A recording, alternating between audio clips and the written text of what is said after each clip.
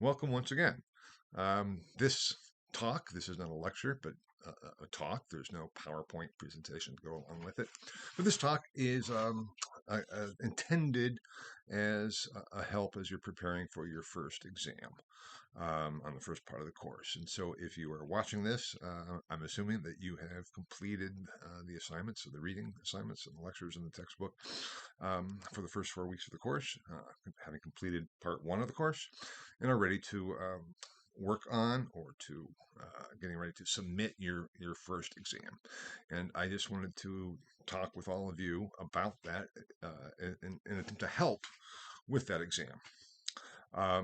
You've had the exam in front of you, so you know exactly what's on it. So I don't need to review that. There is no study guide separate from the exam itself, which you've had available to you since I believe early the 1st or 2nd of August, when it was that I post or I published the course.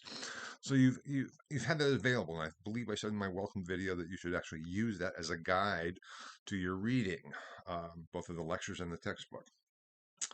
So that's where we are right now. Now, a question I often get with students, and often then a question I don't get, but perhaps should have, is can you use outside sources? That's always a difficult answer because, on the one hand, I'm not prohibiting the use of outside sources, doing your own, looking things up and things. I'll address that more in a minute, but you're not prohibited from doing that. But please know that the basis for grading your exam, this exam and all the others, is the course material, and the course material consists of the textbook and the lectures. So it's not an issue of here is a question and come up with some kind of an answer to it, or here are entries and just see what you can find out about these terms. No, it is based on the course material.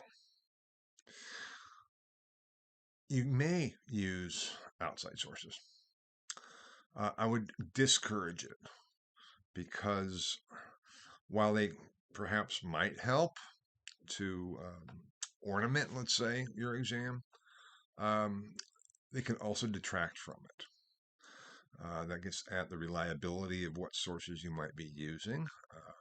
And just as a note, if you were to Google Mesopotamia, for example, and try to use whatever came up there, you might get a wide variety of unreliable web pages. So unless you really know what you're looking at, the web is a marvelous tool, but it's rather like fire. Fire we need and we use, and it's fantastic. I'm not when for a moment argue that we should get rid of fire, but fire can also be horribly destructive if it's not used properly and if it's not controlled. And if you don't know what you're doing when you're trying to use fire, that's the same thing with the web in many ways. That is a different topic from the course as such, and certainly from the midterm. But I just wanted to put that out there to perhaps dissuade you, but I don't want to discourage you. If you've come up with some fantastic material um, beyond the course material and want to bring it in, I'm not going to say you can't. Perhaps a good thing to do would be to ask me first. You may, send me questions about the exam. You may send me drafts of your exam, and I will give you feedback on those drafts, at least in a general sense. But if you have a question about the use of outside sources, ask me. That's probably the best approach to do. Because once you submit your exam, it's too late, if that makes sense. So that being said, how do you go about getting ready for the exam? Well, there is the list of terms to know. I think 40 or 45 or 50 or something terms on that first list to know for exam one. And those are terms that I expect you to know, in that I expect you to know those terms essentially or basically to the same degree that you know the terms on the exam.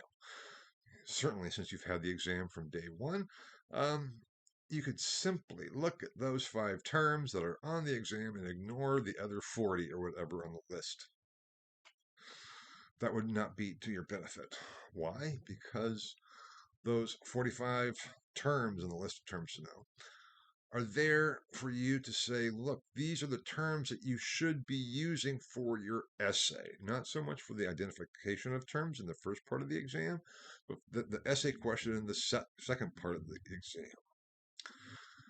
It's not that, again, an issue of quantification. I won't be going through your exam and saying, okay, I'm going to underline or note for myself how many terms from the list of terms to know does this student use. And then let's say, okay, the student uses 20 of these. There's 45, so that's below 50% on that. That's not how I go about doing it at all. But the more of the terms on that list of terms to know you can incorporate and use, the better it will be. Because that list of terms to know is a condensation of the course material. It's like saying, okay, there's all this information, and information is not what this course is about, but it's the foundation from which we begin to really do history. There's all this information that has been presented to you in the textbooks and in the lectures, and you can't know it all. That's impossible to know it all. If you ask me right now, the questions I might say, I don't know. I'd have to go find out and look it up. I don't have all of that information in my head whatsoever. So the point is that it's too much. And so how do we sift through it? And what this list of terms to know is designed to do for you is to say, look, here is what I, as the instructor for this course, who will be grading your exam, who created this list of terms to know, am trying to do here is saying, out of all this information, here are terms I want to see that you do know, if at all possible, to demonstrate how well you have grasped, assimilated, learned the course material. Now, that certainly doesn't mean you can't use other terms that are not on the list for your essay. Certainly, you can, and in 98% of the cases, would need to or should. So it's not a limiting list. You can use whatever terms you find in the textbook or the lectures, but it is a way to distill, let's say, the core that I would like you to know. Now, if you look at that from all of the terms on the list of terms to know, there are not that many terms from the lectures. Now, for exam 2, there'll be more terms from the lectures, and there'll be more overlap, terms that were discussed in the lectures and in the textbook. And I'll be talking about that both in, let's say, in the introduction to part 2, but also certainly in preparing for the second exam, because part 2 is really the largest chunk of the course, so to speak. Now,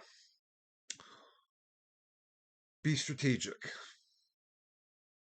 If I say you should know these terms, you should know these terms. What does that mean? If you can demonstrate that you know them, great. Now, how do you go about doing that? By using the terms in your essay. Those 5, I'm not saying that those are the ones I think are the most important. I could have almost picked out, I could almost have done a random 5. I have to think about that maybe for future classes, not for this one, don't worry, but just randomly selecting 5 terms out of the list of terms to know. But if you can demonstrate that you have, that you do know those terms, that you do know the term Mesopotamia, that you do know Mesoamerica, if you know what those terms are, if you know why they're important, if you could write, if any of those terms were on the first part of the exam, how would you answer it? That is really what I would like you to know about these terms. And that's a lot, I know. But you know what? No one said history was easy. I never had anatomy. I've had students in my classes who have been taking anatomy. Maybe some of you are taking anatomy right now. There are a lot of terms to learn. Any language course, world language course you take, there's a lot of terms to memorize. Now, memorization of terms is just one thing. It's also how do you use them in sentences. History is the same way. In some way, this is all about vocabulary. And so what do you need to know about these 45 terms or however many, 48 terms or however many is on the list of terms to know, which I don't remember off the top of my head right now. They are vocabulary that you should be using for writing your essay. As many of those as you can, even if it is working them in as an aside.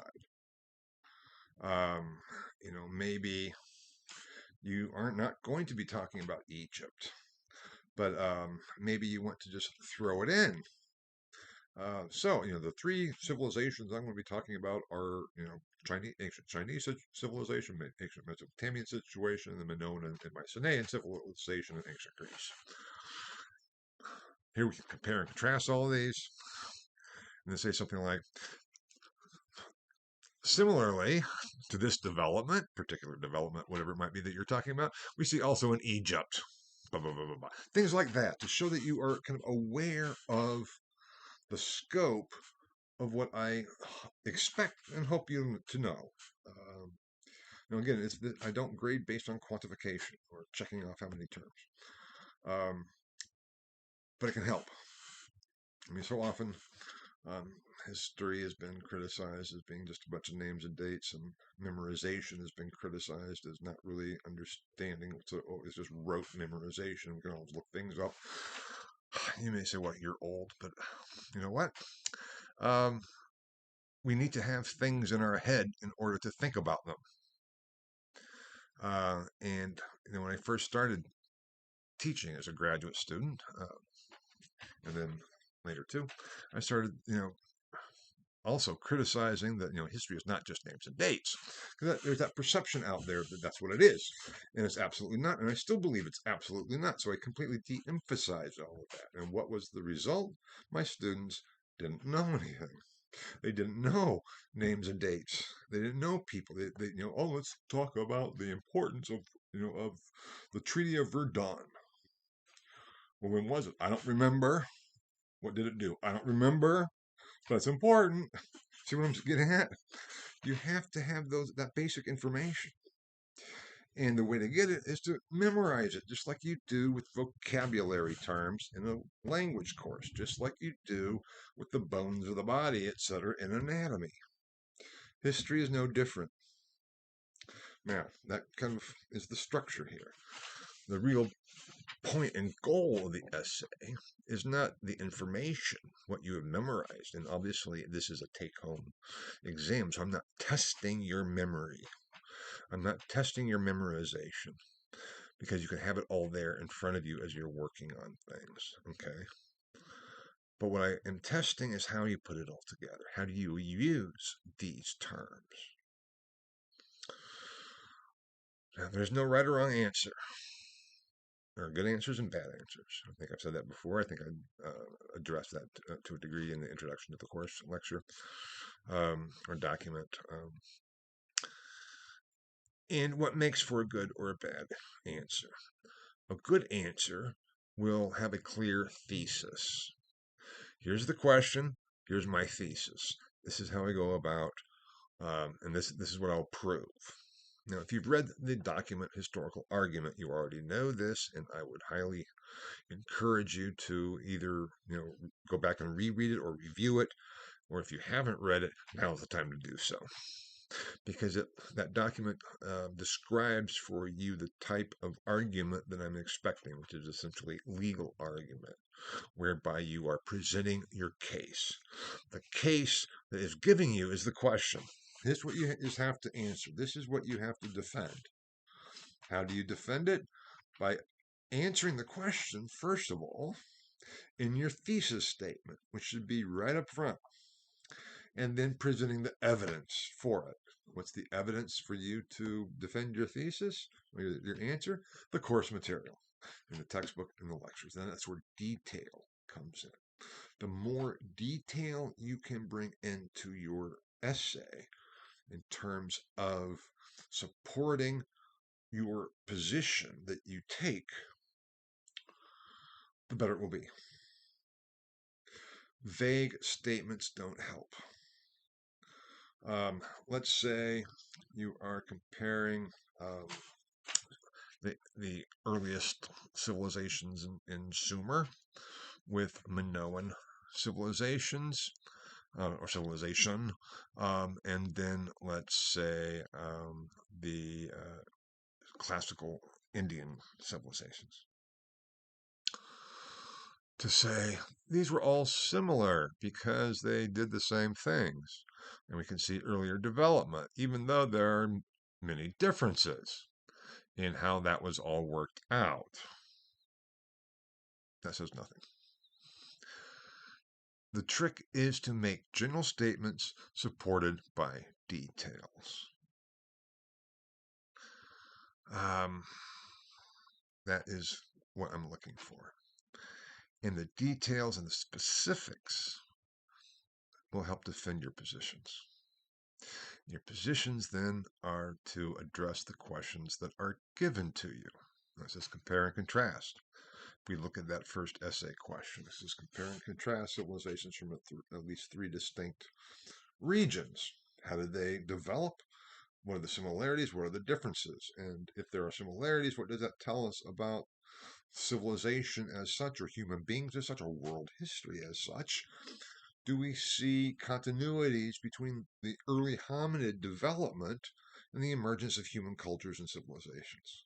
So that there is a basic commonality of being human in all the different cultures and civilizations, which are certainly different geographically, linguistically, politically, religiously, socially, all these different ways that civilizations diverge from each other as they have developed in their unique locations.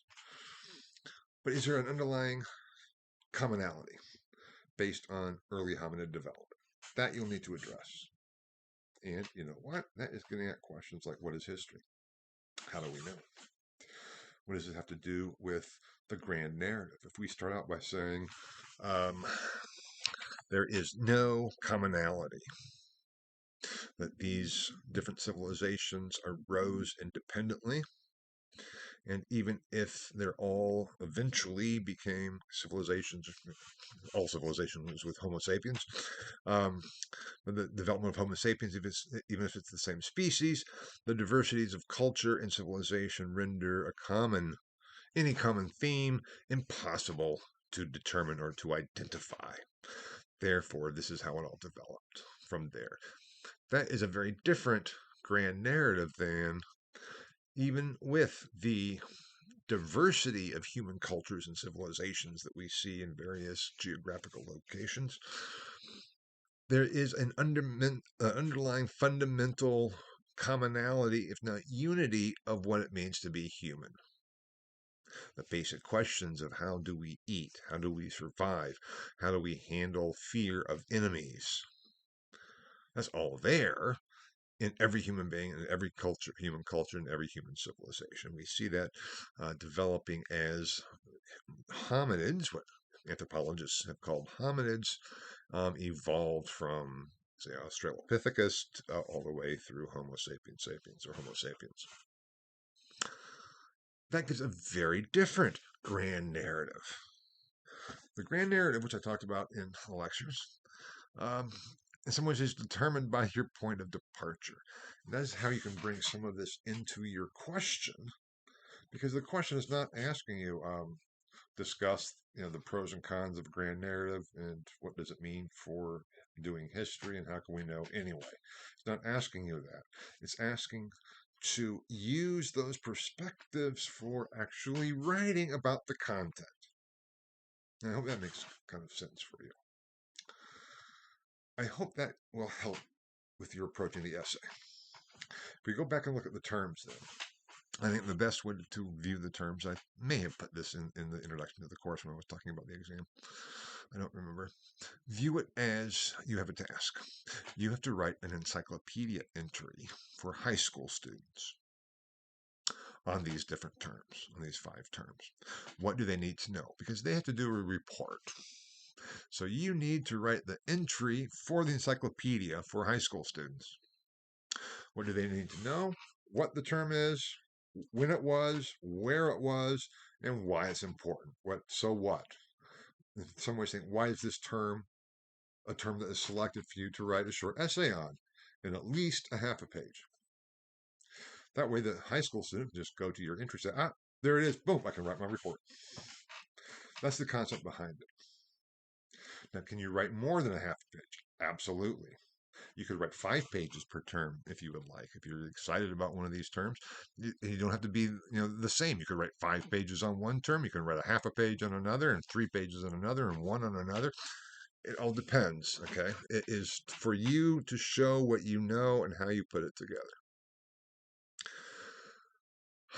Again, I don't grade based on quantification, so I'm not going to be measuring your answers on the page. No, there are. I'm not sure how many lines on a page there is. Let's say there's 32 lines on a page. You only hit line 15, so therefore, half a page is the minimum. You don't meet the minimum. I'm not going to say that. But if you turn in only a couple of sentences or only a few lines, that's going to be a serious problem because you're not dealing with the term in the extent of detail and depth that is expected. So before you submit your exam, you look at the answers to the terms. Look at that. You can say, well, I got it right. Yes, it doesn't. That's just a given, as the great historian of last generation or so, or 2 or 3 generations ago, the mid 20th century E.H. Carr said, accuracy is not a virtue. Accuracy is just what's expected of the historian. If you're not being accurate, then there's no point of going further. So just because you make a true statement, leaving aside what the issue of what comprises making a true statement, but an accurate statement about the terms, that's not effectively doing what you're given to do. The importance is significant, and students usually fall short on the importance. Why is this term here? Be explicit about it. Pretend, I don't know, and with a legal analogy, there's an issue here too. I don't know if any of you have seen the movie Philadelphia. I might be really dating myself as if that is needed. I'm not make no pretense of my age or anything else. But Denzel Washington, as he's defending Tom Hanks, he says, "Okay, explain this to me as a 9-year-old." He goes through it. In some ways, explain to me the terms as if I'm a 9-year-old, but give me the names, dates, locations, and why is this important? Really think about that. And the more importance you can bring to it, the better it is. And the more detail you have in terms of when it was and where it was and what it did, the more of the importance is revealed that you can talk about. Description of the term is not the same as importance, even though there is a close relationship. Mesopotamia, the region where civilization first arose, period. Okay. Why is that important? Give dates, give development, and then you say, and this is important because this provided the foundation for all further civilizations, east and west, for world history. So if we don't have this understanding of the emergence of what historians have referred to as civilization, how can we have perspectives on world history to begin with? That's the kind of thing we're talking about, like why things are important. Really hit on that with the detail and specifics for your terms. Thinking again, encyclopedia article for high school students, not for the 9-year-old, actually, for the high school students. The essay, that is a case, a legal case that you are presenting to court. I'm the judge. And you should be hearing behind every statement you make. How do you know? Prove it. Coming from the judge. Now, that I think about covers it for now. And what I've been saying here will apply to exams 2, 3, and 4 as well. The final essay is a bit different. I'll address that, and I think is a guide to writing the final essay. But that's a different type of thing, even though some of these things very much do apply as well in terms of the argument and what is an argument and defending your position. Now, the big issue, I guess, is if you have any questions, ask. Dealing with issues and questions is much easier before you submit your exam than it is after you submit your exam and I grade it, and then you say, what? Why did I get this? But here's another point with that. If that happens, if you submit your exam and I grade it and you look at the feedback and say, what, how did I, why did I get this grade? Ask me about it. Send me an email. We can talk, set up a Zoom meeting and we can talk about things. I can try to explain to you. Um, and you can argue your case that you deserve better, or, if you want, you can argue your case that you deserve a lower grade. I will never lower a grade that I give. I will always raise a grade that I give if I can be convinced that it is unfair, not right, inaccurate, or if there are mistakes in my if I just simply made a mistake. It's worth 10 points for the essay. That's kind of hard to. We're going to just do a simple inversion, but let's say for the exam as a whole, let's say there are 20 points for the exam. Let's say you come. Oh, I can't. It doesn't work mathematically. I was just thinking of a simple inversion that I might make, where maybe I typed in, then I mishit. Maybe you're supposed to have gotten 18, and I hit the zero instead, or something like that. It's like, oops, no, that was my mistake. But if you can convince me that I evaluated your exam incorrectly and that you deserve a higher grade, and if you can convince me of that, I will certainly raise your grade. This applies not only, let's say, to students who might receive a lower grade than they expected or hoped for, but also students who say, okay, this is really good. I'm really pleased with this, but how can I even do better? No one will get 20 out of 20. For me, that's a philosophical issue because 20 out of 20 would mean it could not be better. Philosophically, I think on an exam like this, that's impossible. This is an essay exam. Even the terms are essay exams. This is not a multiple choice exam. If this were a multiple choice quiz, you could get 20 out of 20. But on something like this, you can always do more. You can always be better. So the highest I would ever give would be like a 19.8 or something like that.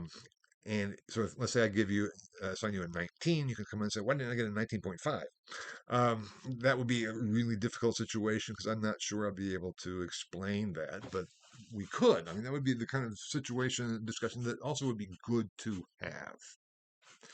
So everyone is encouraged to reach out once you submit your exam and receive the feedback, and we can discuss it. It's a discussion. Learning is always a process. It really is. So engage in that process. Now, I will respond to questions, first come, first serve, so to speak, as I hope everyone knows. The due date of the first exam is not a firm date, meaning if we were an in-person course, this would be due on that date. This is not an in-person course. This is a 100% online asynchronous course that allows you the freedom to do it at your own pace. So, I'm not going to be worried if you don't turn in your exam on time, so to speak. I'm also not going to be checking up on you. So if you forget, you're not going to get a reminder from me. Okay? So again, take responsibility for your own work. And remember that when you hit submit, what you're submitting represents you. How do you want to represent yourself? Therefore, 2, proofread. Before you hit submit, when you're all ready to hit submit, stop yourself, big breath, and read it again. Or have a friend or someone read it to you. Read it aloud because you'll see those little mistakes. And those mistakes affect the overall impression. I don't take points off for, oh, there should be a comma here. Oh, this is grammatically incorrect. Oh, this is a run-on sentence. Oh, I don't do that. But it does affect the overall impression. And it shows an issue of care and concern. So it's a positive to make it as good as you can because, again, you're representing yourself. Now, I think that's about all I have to say for that. Good luck on the first exam. I'm looking forward to reading them, all of your first exams, whenever they come in. I hope you will submit it before December 15th when everything is due, and the sooner the better. But again, Don't feel pressured aside from the pressure of the course overall. In that you're not going to be penalized. It's not like a ticket that you're accruing fines for lateness. The fine that you are accruing is your own schedule and time management. Okay. And again, the bottom line is, if you have any questions about the exam, about any of this, ask, and we can talk about it. Okay, thanks so much. Good luck. Have fun. And I'm looking forward to it. Bye bye.